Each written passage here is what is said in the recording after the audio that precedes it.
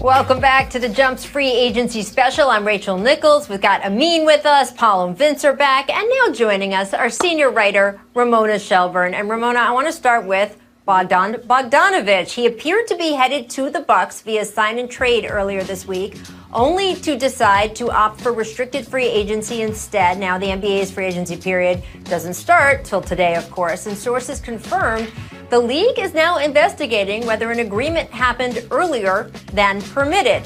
Ramona, you know how I feel about tampering, that it happens all the time, and some of these rules are really ridiculous and frankly insulting to some of the players. What is the latest with the situation with the league, with the teams involved? Well, Bogdanovic is on his way back to the United States, and he's planning on taking meetings. This may take a couple of days for him to decide where he's going to go, but I don't think he's going to Milwaukee. They lost their opportunity to make that original deal construction happen when they waived Ilyasova. And frankly, with this NBA investigation, I don't think he can take a chance on going back to Milwaukee or going to Milwaukee. And frankly, he had never said he was going to Milwaukee because fundamentally he's not allowed to say that yet. Even if he was only talking to Giannis, you can't have a deal in place 48 hours in advance of free agency in a year when every single agent has told me about a memo that they were all sent this year by the league, sternly warning them about tampering, right? Promises of $10 million fines, and everybody's got to keep this straight this year. This is not the year for anybody to be jumping the gun. And I think there was a variety of reasons why this came undone, but starting with, and most importantly, Bogdanovic never said yes because he couldn't say yes 48 hours in advance. And now he's an unrestricted free agent, or he's a restricted free agent. He can sign an offer sheet, but he's on his way back to the U.S. right now, and he's planning on taking meetings. So I think it's going to take a couple days.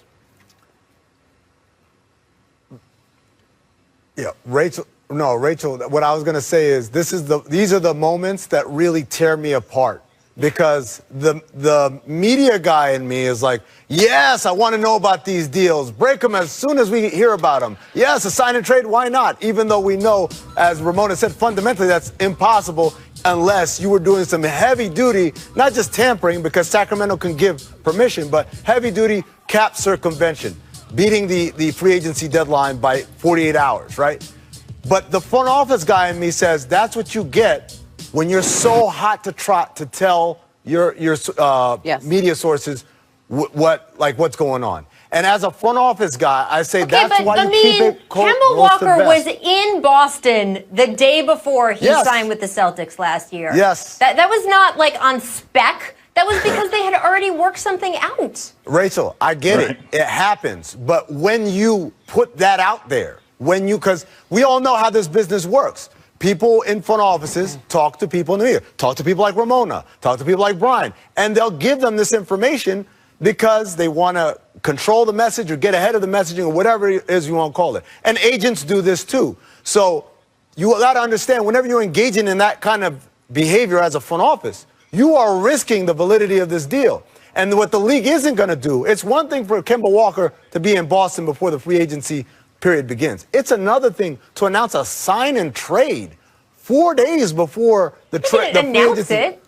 But you know what I mean. When it's leaked, you're not telling them for your health. You're telling them because you want the world to know. I can't get with this. I can't be here on this. This just always seems so silly to me. Players understand what their value is. They know what their options are. The idea that they won't know unless some other team tells them just doesn't make any sense to me. And Sacramento, obviously being involved in this deal, was involved in the idea of him leaving. So who is being hurt, obviously, by him leaving is theoretically other teams that might want to sign him. But he's not an unrestricted free agent. He's restricted. So Sacramento is going to have a say in this anyway. I don't know, Paul, regardless of the tampering, the not tampering, all of that, he is restricted. Do you think Sacramento should match anyone else who makes him an offer? How valuable do you think he is?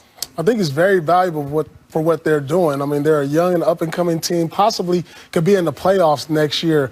But on the flip side, this has to be very discouraging for the Milwaukee Bucks, who just saw a team get so much better and take steps back.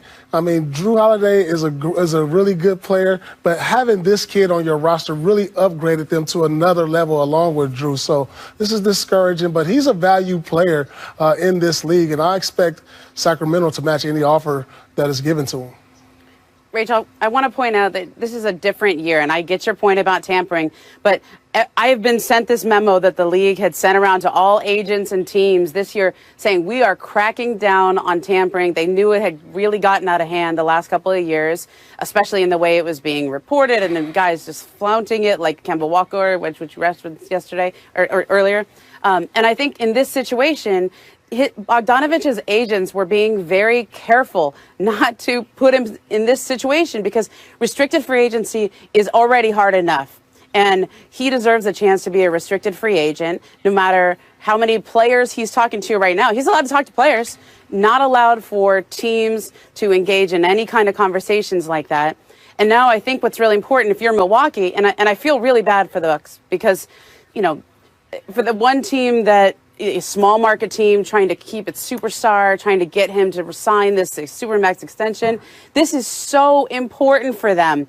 But if you're going to try to execute a deal of this magnitude, first with Giannis, when they can offer him that, and also the other surrounding moves to convince him to stay, you have got to keep your mouth shut. And that's not talking to the media. That's talking to other teams. There was a Board of Governors call the other day. I think that was talked about on the Board of Governors call. There was a lot of talking. And when you get loud about it, I don't know which team turned them in and asked the league to do an investigation. They have their theories, but pretty much any team that wants Giannis is going to tell the league, hey, crack down on this. And so I feel sorry for Milwaukee, but also you got to keep it tight.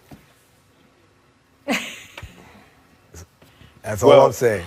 Because of all of this, I received from a reliable source saying that the Hawks are targeting some veteran shooting, and Bogdan, Gallinari, Joe Harris, and Rondo are people that they're very interested in. They feel like they can get two of these guys for sure.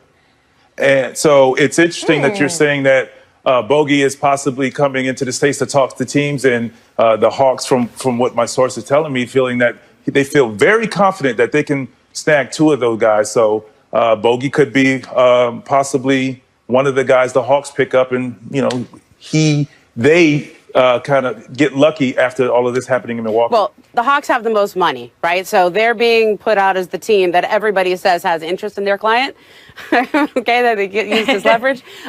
They can only sign one or two of these big names. But I think that they should be in on Bogdanovic. I think there's a lot of other teams that could do sign-in trades. I've heard the Lakers' name has been mentioned as a team that might have interest. It'd be very difficult because they'd have to work out a sign trade. They don't have a lot of salaries that match up. But now this is wide open. And the one place I don't think he's going now is Milwaukee because of this NBA investigation means you can't take a chance on going to Milwaukee at this point. First, I don't think they can pay you. They're hard capped. But if in 3 weeks that investigation turns up tampering and then your deal is invalidated, now you're really in trouble.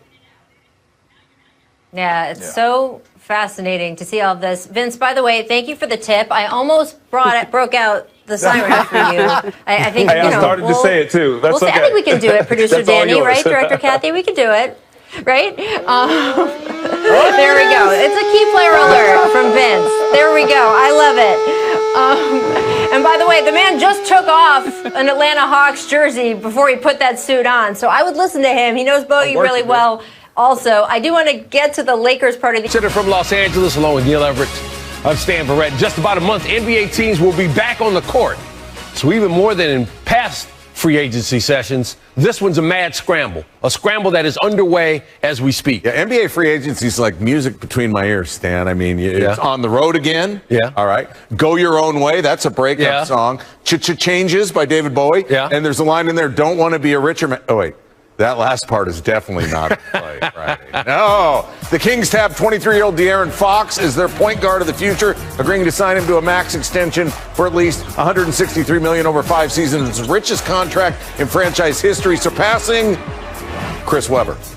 League's reigning 6th man of the year, Montrezl Harrell, agreed to a 2-year deal with the Lakers. worth $19 million with the player option in year 2. Harrell ranked second in the NBA in scoring off the bench at just over 18 points per game. And Danilo Gallinari cashed in with the Hawks, agreeing to a 3-year, $61.5 million deal. He should help an Atlanta team that shot just 33% from the three last season. That was the worst in the NBA.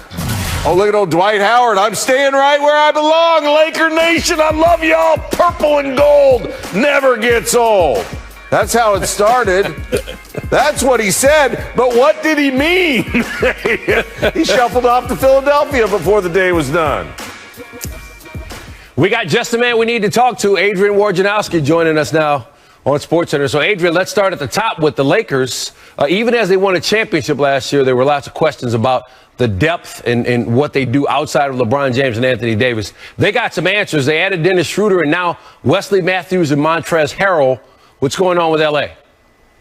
Yeah, they certainly had to address that center position once Dwight Howard headed to Philadelphia to play for Doc Rivers and Daryl Morey. And Montrezl Harrell comes from the Clippers, where he was, a very productive player. But they get him at essentially the mid-level exception, at 2 years, $19.5 million with a player option on year 2. And the priority for the Clippers was keeping Marcus Morris, and they're going to do that with a 4-year, $64 million deal, I'm told. So Anthony Davis, no need to worry in L.A.? Yeah, Anthony Davis will be back with the Lakers. He's going to take some time to decide, I'm told, at least through Thanksgiving next week, about how he wants to structure his deal with L.A. And, he certainly has several options in terms of the length. One option for him will be to get his contract lengthwise on par with LeBron James. That would be essentially a 3-year deal with a player option after the second year, and then he and LeBron would be contractually aligned. They obviously share the same agent, Rich Paul. All right, so meanwhile in Boston, Gordon Hayward opted out of his contract with the Celtics, but he may not be leaving. What's going on? He still has, Hayward does, several options. His agent, Mark Bartelstein, has been talking with several teams on sign and trade scenarios where the Celtics would get back some players from, or perhaps picks from a team, and it would allow Hayward to do a multi-year, $100 million type deal, which is, he would like to get a long-term deal here. New York is offering, a bigger number on shorter years. That is an option for him. The Pacers and the Celtics had gone back and forth and talked. Gordon Hayward is obviously from Indianapolis, played at Butler. That has certainly been a scenario for him. And another scenario that remains there, Stan, is returning to the Celtics. He could re-sign with Boston. And if Boston wanted to trade him in the future, if he wanted to move on, it's a lot easier to do that down the road with Gordon Hayward if he's under contract. The Hawks add some shooting with Danilo Gallinari, 3 years, $61.5 million. What are they thinking when it comes to roster building? Well, they have a very talented young core Travis Schlenk has built in Atlanta, led by Trae Young, certainly. But they're a team that wanted to start to compete to get into playoffs. And you don't do that with young players. You do it with accomplished veterans like Gallinari. 3 years, $61.5 million for Gallo. The most ever for a player over 30 who's never played in an All-Star game. That's an interesting fact on that deal. But he is a guy who can score the ball all over the floor. And I don't think the Hawks are done. They have more cap space.